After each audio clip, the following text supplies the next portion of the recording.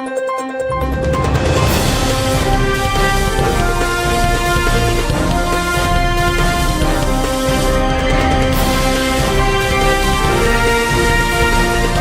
नगरी 24 तास न्यूज, रोखोक बातम्या आणि बरच काही।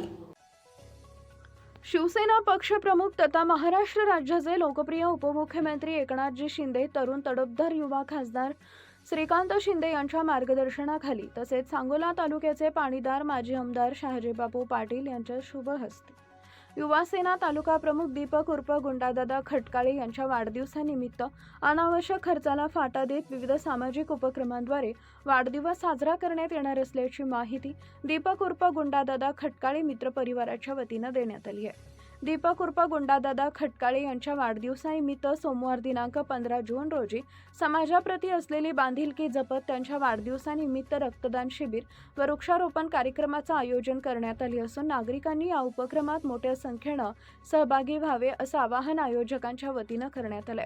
रक्तदान हे श्रेष्ठ दान मानलं जातं। गरजू रुग्णांना वेळेवर रक्त उपलब्ध व्हावे या उद्देशाने रक्तदान शिबिराचं आयोजन करण्यात आलंय। तसेच पर्यावरण संवर्धनाचा संदेश देण्यासाठी वृक्षारोपण कार्यक्रमही राबवण्यात येतोय।